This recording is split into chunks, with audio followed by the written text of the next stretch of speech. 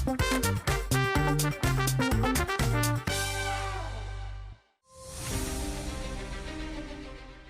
տասնամյակից ավելի տևած բանակցություններ 1988-ից 2025 թվականների հայ-ադրբեջանական հակամարտության բանակցային գործընթացը, քաղաքական դասերն ու ձախողման պատճառները։ Կարևոր փաստողները եղան բանակցողներուն կողմէ։ Բացառիկ հարցազրույցներ Հայաստանի նախկին նախագահներից, արտգործնախարարներից, ավագ խորհրդականներից եւ համանախագահներից։ Մի տարբերակը հարցի փուլ առ փուլ լուծումն է, մյուսը փաթեթային լուծումը։ Կարևոր մանրամասներ, որոնք հայտնել են գործընթացի մասնակիցները, ԵԱՀԿ Մինսկի խմբի առաջարկներ, նախաձեռնություններ, արխիվային եզակի փաստաթղթեր ու կարևոր մանրամասներ։ 97 թվին Մինսկի գրուպը երկու շատ կարևոր առաջարկներ ներկայացուց մեզի։ Ղարաբաղի վերջնական ստատուսի հարցը հետաձգենք եւ խոսենք ինչպես կարելի է դե ֆակտո անկախությունը Ղարաբաղի կարգավորենք։ Խաղաղաշինության ոլորտի հայտնի փորձագետ, իրավագիտության դոկտոր Հրայր Պալյանը վերլուծել է Արցախյան հակամարտությունն ու բաց թողնված հնարավորությունները։ Ըստ համաձայնության Հայաստանին կարգել են Արցախի ուղղությամբ աշխատանք դանել։ Ծավալուն վերլուծություն, որ անաչառ ու մասնագիտական հայացքով տալիս է Արցախյան հակամարտության 30-ամյա ընթացքը, պարտված պատերազմն ու Արցախի կորուստը։ Ինչու խաղաղությունը մնաց անավարտ։ Հրայր Պալյան, անավարտ խաղաղություն, Ղարաբաղյան հակամարտությունն ու բաց թողնված հնարավորությունները։ Բարի առավոտ եւս մեկ անգամ, սիրելի հեռուստադիտողներ, դիտեցինք խաղաղաշինության ոլորտի մասնագետ, իրավագիտության դոկտոր եւ ներողություն այո, շատ կարևոր պաշտոն զբաղեցնող մի անձի Հրայր Պալյանի նոր գիրքը, որը կոչվում է Անավարտ խաղաղություն, եւ շնորհանդեսը ասենք, որ տեղի կունենա այսօր երեկոյան ժամը 7-ին Մելիք Ադամյան 2 կոտորակ 2 հասցեում գտնվող Հայկական բարեգործական ընդհանուր միության ՀԲԸՄ Հայաստանի շենքում եւ մինչեւ իհարկե շնորհանդեսը Հրայր Պալյանը իր ձեռնարկը կներկայացնի մեր տաղավարում։ Բարի առավոտ։ Շնորհակալ ենք հյուրընկալվելու համար, նաև ասենք բարի գալուստ Հայաստան։ Շատ հաստափոր, բայց շատ կարևոր գրքի մասին ենք այսօր զրուցելու, այստեղ զետեղված են 3 տասնամյակների այդ հակամարտությունները, բանակցությունները, նաև ձախողումների մասին եք գրել։ Հետաքրքիր է, եկեք հենց ձախողումներից խոսենք։ Որոնք էին ձեզ հիմնական այն կետերը, այո, այդ բանակցությունները, դրանց գլխավոր ձախողումները։ Այո, հենց դրա մասին, որոնք որ ձևավորեցին այսօրվա իրականությունը, այսպես ասենք։ Ասկիրկը բդուղն է մոտ 3 տարվա աշխատանքի, այսինքն ամենօրյա աշխատանք, որ ասկիրկը մեջտեղ եկավ բրբդումներով,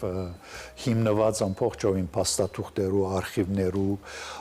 հարցազրույցներու, նախկին նախագահների, արտգործնախարարների, համանախագահների, Մինսկի գրուպի, Մինսկի խումբի համանախագահների հետ եւ այլն։ Հսկայական աշխատանքի ուրեմն բդուղն է եւ արդյունքն է։ Այս բրբդումներու ընթացքին ինձ համար հստակ դարձավ, որ գային բաց թողված հնարավորություններ եւ ի վերջո ցախողություն, այսինքն ամբողջ բանակցական գործընթացի փլուզումը։ Թե ինչու բադայեցավ այս փլուզումը, խոսենք նաև անշուշտ բաց թողված հնարավորություններու մասին, բայց փլուզումը ինչու դեղի ունեցավ, ինչու համար ամբողջովին գործանվեց 30 առավել տարիներու գործընթացը։ Ես 9 պատճառներ ուրեմն գրծած եմ զանազանել, թե որ պատճառ դարձան ցախողման։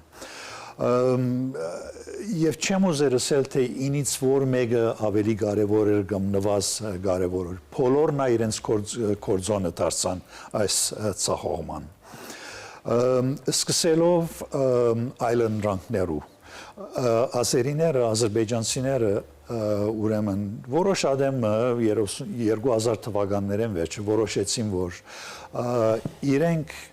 բանակցություններու այլընտրանք ունին։ Զենքի ուժով լուծելու Արցախի հարցը։ Մենք մեր այլընտրանքը ժամանակն էր, կսպասենք, որ ժամանակի անցնումը մեր օգտին աշխատի։ Ճշմարտաբար ժամանակի անցնումը ազերիներու օգտին աշխատեց եւ ոչ մեր օգտին աշխատեց։ Ազերիները 20 տարվա մեջ 2000 թվականի մինչեւ 2020 20 թվականի պատերազմը պատրաստվեցին, իսկապես պատրաստվեցին 21-րդ դարու պատերազմի։ Այսինքն նրանք ժամանակը օգտագործեցին իրենց օգտին, մենք ցանկանում ենք մեր օգտին օգտագործել, բայց այդ ընթացքում ինչ էին կարում։ Չէինք օգտագործում։ Չօգտագործեցին, ճիշտ։ Առաջին բացթողում, այսինքն դա է։ Առաջին փաստողում ալի, երկրորդ փաստողումը, ներողություն, այո։ Ներողություն, այո, պարոն Վալյան, բայց քանի որ մենք ունենք նաև ժամանակի սղությունը, ամեն դեպքում ուզում ենք նաև քննարկել ամենակարևոր բացթողումներից մեկը, որը կոմպրոմիսի չգնալն էր։ Դուք սա շատ հաճախ մաքսիմալիզմ։ Այո, շեշտում եք ձեր նոթերում, որտեղ որ բացթողում է հատկապես կոմպրոմիսի չգնալը, այնինչ Հայաստանը պատրաստ է եղել տարբեր շրջաններում կոմպրոմիսների գնալ եւ այլն, բայց Ադրբեջանը չի համաձայնել, որտեղ է այստեղ գլխավոր լուծումը կամ։ Գիտեք, բանակցություններու մեջ, ո՞ր մեկ բանակցության մեջ, լա կոմերցիալը, լա քաղաքական բանակցություններու մեջ, մաքսիմալիստ ուրեմն գեցվածքը սկիզբը նորմալ է։ Ամեն մարդ մաքսիմալիզմով կսկսի։ Դեռ կա որ պիտի երթաս որոշ փոխզիջումներու, փոքր փոխզիջումներու, որովհետեւ ավելի մեծ գարենաս բահել։ Որն էր գլխավոր փոխզիջումը, որն առաջարկում էր Հայաստանը։ Օրինակի համար 97 թվին աշնան առաջարկը Մինսկի խումբի համանախագահները առաջարկը ներկայացուցին մեզի, որ Արցախի վերջնական ղարքավիճակը գուցեին հետացկել երկար ժամանակով, անորոշ ժամանակով եւ դե ֆակտո Արցախի անկախությունը ղարքավորեն եւ ուրեմն բանակցությունները շարունակվին հետակային լուծելու մյուս վիճակը։ Այս ղարքավիճակը ուրեմն ղարքավիճակի դե ֆակտո անկախության ղարքավիճակի կանոնավորումը պիտի արիտ Ղարաբաղին, որ Գարենար նախ բայել ամբողջ Լաչինի շրջանը, ոչ թե միան Միչանսկը, նաև հավանաբար Քելբաջարի շրջանը, դե ֆակտո միանալով Հայաստանի, շարունակելով իր պետության գառուցումը, բանակային գառուցումը, բահել իր բանակը, բայց պետք է մյուս 5 շրջանները վերադարձնեին Ադրբեջանի, ուր քաղաքականներ պիտի կարենային վերադառնալ, բայց ադրբեջանական բանակը պիտի չի կարենար վերադառնալ այնտեղ, ոչ էլ օդային ուժերը պիտի կարենային օգտագործել օդային տարածքը։ Դա օդային տարածքը։ Եվ հոսը որ մենք այդ փոխզիջման չկացինք, այսինքն չընդունեցինք այս առաջարկը, որ 100 մեր ուզածը չէր, որտեղ վերջնական ղարքավիճակը պիտի հետացկվեր հետակային, եւ մենք ասիկա չընդունեցինք, այսինքն ուժային նախարարությունները եւ Ղարաբաղը մերժեցին, այն ադեմվա նախագահ Լևոն Տեր-Պետրոսյանը ուզեց ընդունել այս առաջարկը, բայց թեմ գեցան եւ Ադրբեջանով նախագահը հրաժարեցավ։ Ասիկա ըստ ինձ ամենամեծ փած թողումն էր, որ դեղի ունեցավ այս բանակցությունները ամբողջ գործընթացի։ Այնուամենայնիվ մենք ունենք Արցախյան պատերազմի եւ ընդհանրապես Արցախի կարգավիճակի հանգուցալուծում, կարելի ասել, ինչքան որ մենք դրան չենք համակերպվում եւ դա չէ այն մեր պատկերացումը, որը որ մենք ուզում էինք լինել Արցախի կարգավիճակ որպես տեսնել այդպեսին, բայց ասում են ունենք այնինչ ունենք, հետաքրքիր է դուք որպես մասնագետ, ինչպես եք պատկերացնում փոխել որևէ իրավիճակ կամ ամեն դեպքում ինչ է պետք անել կամ ինչքան է պետք անել, որպեսզի ի վերջո Արցախը դառնա հայկական եւ վերադարձվի հայկական Արցախյան մեր հայրենիք։ Այսօրվա մասին, այսինքն հայտարարում են։ Այո, մենք ունենք հանգուցալուծում վերջապես, դա մեր սրտով չէ բնականաբար։ Ասիկա հիմա բանակցություններում մաս չի գազմեր, անգետ դուրս նոր իրավիճակի մասին է որ։ Դե հանգուցալուծված է, վերջակետ։ Նայեցեք, արցախցիները վերադարձի իրավունք ունին այսօր։ Այդ իրավունքը ովը մեկը չի կրնար դեղի դալ, բացի արցախցիներն։ Արցախցիները միան իրավունք ունին այդ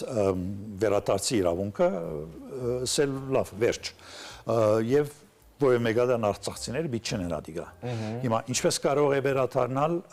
ադիգա հսկայական հարց է աշխարհակաղակական իրավիճակից կախում ունի, Ադրբեջանի ներքին քաղաքական եւ տնտեսական իրավիճակից կախում ունի, մեր կարողություններից, հայկական կողմի կարողություններից կախում ունի, կարելի չէ մեկ բան ավելցնելով, ուրեմն գարենալ լսել, որ արցախները վաղ պիտի գարենան վերադառնալ Հայաստան։ Արցախները։ Այո։ Այս հաստափոր գրքում զետեղված են նաև հարցազրույցներ, փաստաթղթեր, հոդվածներ նախկին նախագահներից, միջնորդներից, որոնք գուցե եւ մեզ համար լինեն անհայտ։ Կարող եք մի փոքր այս թեման լուսաբանել մեզ։ Այո, ես հարցազրույցներ կատարած եմ նախկին ուրեմն ղեկավարների հետ։ Անձամբ, ես անձամբ հրած եմ հարցազրույցները, անցյալ 3 տարվա ընթացքին 9 կամ 10 անգամ հոս եղած եմ Հայաստան եւ Եվրոպա եւ ուրիշ տեղեր հարցազրույցներ նելու համար,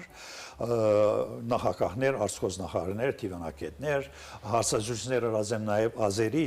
թիվանակետների հետ, որոնք չեն ուզած իրենց անունը ովը մեկցող օգտագործի, թուրք թիվանակետների հետ նույնպես չեն ուզած ցնել, ֆրանսիացի եւ ամերիկացի համանախագահների հետ, բայց դժբախտաբար չգրցա հարցազրույցներ ռուս համանախագահների հետ, որոնք ընդհանրապես շատ ավելի բերանին փակ կմահեն, քան թե արեմդյան թիվանակետները, եւ բրբդումներ կատարած եմ հոս արխիվների մեջ, միջազգային համայնքի արխիվների մեջ, ամերիկյան թե ֆրանսիական արխիվների մեջ, որ գարենամ անաչար ցևով մոդենալ ասացին։ Ես անձնապես 90-95 թվականներուն քոնե 2 ամիս անգամ Արցախ եղած եմ երկար ժամանակ մնալով եւ աշխատելով այն ժամանակվա Արցախի ղեկավարներուն հետ, բայց իմ քիրքս իմ փորձառությանս վրա հիմնված չէ, այսինքն իմ դեսածից վրա հիմնված չէ, փորձած եմ միշտ անաչար ցևով մոդենալ, օբյեկտիվ ցևով մոդենալ եւ արխիվներու, հարցազրույցներու ուրիշին ուրեմն վերլուծություններու վրա հիմնել քիրքը։ Քանի որ վերադարձանք այսօրվա Արցախի կարգավիճակին եւ հանգուցալուծմանը, այսօր նաեւ տեղի են ունենում տարբեր բանակցություններ եւ ինչ որ խաղաղության համաձայնագրեր, որպես այդպեսին։ Հետաքրքիր է, ինչ կարևոր սխալներ կամ խնդիրներ եք տեսնում, որոնք նույնպես ազդում են տարածաշրջանում խաղաղության վրա կամ Արցախի վերադարձնելուն, որպես այդպեսին բարդացնում այդ վիճակը ավելի թե ոչ։ Ես 35 տարի աշխատած եմ այս մարզի մեջ, բանակցություններ վարելով, մասնակցելով բանակցություններու եւ այլն։ Եւ դակավին այս 35 տարվա մեջ մի տեսնամ օրինակ, որ երկու երկիրներ իրար հետ խաղաղության համաձայնագիր կկայացնեն եւ դակավին կան արգա հարցեր, կարևոր արգա հարցեր երկու երկիրներու մեջ։ Ուրեմն այո, Հայաստան եւ Ադրբեջանը խաղաղության համաձայնագիրը նախաստորագրած են, դակամին չեն ակնկալ 17 հոդվածները փակացած, բայց կան շատ կարևոր արգա հարցեր, որ չեն արձարծված այդ համաձայնության մեջ։ Օրինակի համար 19 բադանտները, հայ բադանտները, որոնք կգտնվին այսօր Բաքուի բանդերուն մեջ, այդ մասին ոչ մեկ խոսք կա համաձայնագիրի մեջ, ոչ ա խոսք եղած է անգե իվեր համաձայնագիրը նախաստորագրվեն անցյալ օգոստոսին։ Կան 240 քառակուսի կիլոմետր հողամասեր հայկական, որոնք ադրբեջանցիները կրաված են բարձունքներ ընդհանրապես, ուր դակավին իրենց բանակը գնստի եւ վերադարձնելու ոչ մեկ խոսք կա, ոչ էլ այդ մասին քրություն կա այս համաձայնագրի մեջ, նախաստորագրված համաձայնագրի։ Ուրեմն, երբ որ այսպիսի կարևոր հարցեր կան երկրներում միջև, թուղթի գդորի վրա կարելի է ստորագրել համաձայնագիրը, բայց ադիգա չի նշանակիր խաղաղություն ժողովուրդների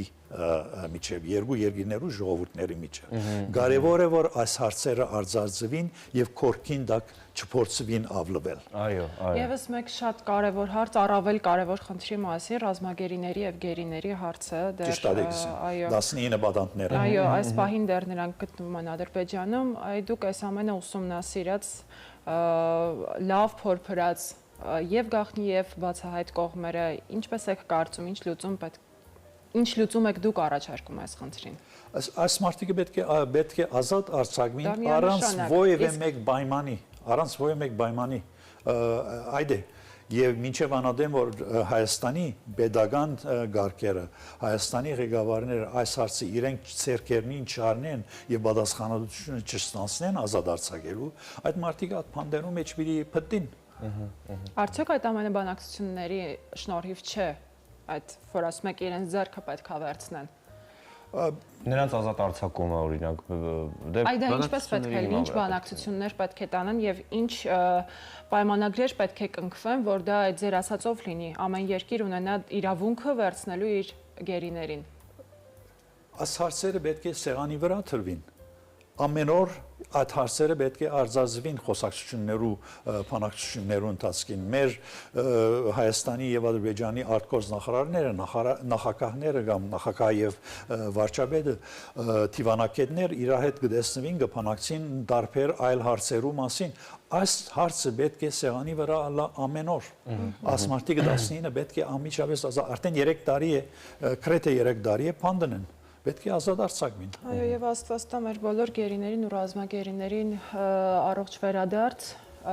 Շնորհակալություն ձեզ եւ եւս մեկ անգամ խնդրում եմ, ասեք թե ում համար է ձեր գիրքը նախատեսված։ Ով է այն խումբը։ Ես շատ բիդի հուսայի որ այս գիրքը փանավեճը սկսի մեր մեջ, այսինքն մենք հայերս նստենք եւ խոսենք թե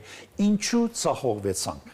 եւ 10 սորվինք ասվի որտեղ այս երկիրը պիտի շարունակի բանակցություններու մեջ մնալ, որի մեկ երկիր միշտ բանակցություններու մեջ պիտի լա։ Ինչ կարող ենք սորվել նախքին բանակցություններու ցախողությունեն, որ չգրկնվին այդ ցախողությունները, նորեն, փաստովված արիտները չգրկնվին։ Այո, բայց հետաքրքիր է, որ մենք ունենք ժողովրդական սովորություն, դա նաեւ անձնական, որպես այդպեսին անդրադարձ է համընդհանուր համայնապատկերի վրա, օրինակ, երբ որ հայը հիվանդանում է, թողում է դանակը հասնի ոսկորին, նոր գնում է դա բուժելու կամ կանխարգելելու մասին չել մտածում։ Մեզ մոտ բժիշկները խորհուրդ են տալիս, որ եկեք կանխարգելենք, այլ ոչ թե բուժենք, որ չհասնի բուժման։ Հիմա այս հարցը, օրինակ, մենք շատ լավ բնականաբար պատկերացում ունենք, թե ինչ է սպասվելու մեզ, հետաքրքիր է ինչու ենք մտածում ձախողումների մասին, մինչև ձախողվելուց հետո, այ ինչու չենք մտածում դրա մասին մինչև ձախողվելը, որտեղ է հայի խնդիրը, երբ կա խնդիր եւ ռիսկը մեծ է ձախողվելու, չենք մտածում դրա մասին, ձախողում ենք, վերջացնում ենք եւ հարցնում, ինչու ձախողվեցինք։ Այդ հարցը ինչու չենք դնում ինքներս մեր առաջ մինչեւ ձախողվելը։ Գիտեք, ասիկա չեմ գնացել թե ինչու չենք գներ։ Միան գրնամսել որ պետք է անենք։ Մենք սովորություն ունենք հարցերը բանին կորքի դակ ավլելու եւ սելու որ չի կա հարցը գոյություն չունի, կորքին դակն է, վերջ, հարցը գոյություն չունի, չի կարելի։ Դա չարիք է։ Շնորհակալություն, պարոն Բալյան, իսկապես շատ շնորհակալ զրույց է։ Եվ շնորհակալություն այս աշխատության համար, վստահ եմ հեղափոխական կլինի գոնե այս խնդրի շուրջ այս ձեռնարկը, գիրքը, որը իսկապես շատ մեծ եւ տիտանական աշխատություն է։ Շնորհակալություն զրույցի համար։ Մենք զրուցում ենք խաղաղաշինության ոլորտի հայտնի մասնագետ, իրավագիտության դոկտոր, քաղաքագիտական գրքերի հեղինակ Հրայր Բալյանի հետ։ Նա Միացյալ Նահանգներից Հայաստան է ժամանել իր անավարտ խաղաղություն գրքի շնորհանդեսին, որը հրատարակել է Նյումեգը։ Գրքի շնորհանդեսն այսօր է երեկոյան 7-ին Մելիք Ադամյան 2/2 հասցեում Հայկական բարեգործական ընդհանուր միության ՀԲԸՄ Հայաստանի շենքում եւ գրքի գլխավոր գործընկերները Գալուստ Գյուլբեկյան հիմնադրամն է, Հայկական համայնքների բաժինն ու Անի եւ Նարոդ հիշատակի հիմնադրամներն են։ Գիրքը կարող եք գնել Թումանյան 35 հասցեից, G Space-ում գտնվող Նյումեգի Book Salon-ից կամ իհարկե կարող եք պատվիրել Նյումեգ եմ կայքից։ Այս շատ կարևոր գրքի մասին զրույցներից հետո էլ առաջարկում ենք այս պահին կարճատև դադար, հետո էլի շատ սպասված հյուրեր ենք ունենալու, դեռ խոհանոց էլ պետք է տեղափոխվենք, այնպես որ շարունակեք մնալ մեզ հետ, մեր բարի լույսի հետ եւ իհարկե այս պահին կարճատև դադար։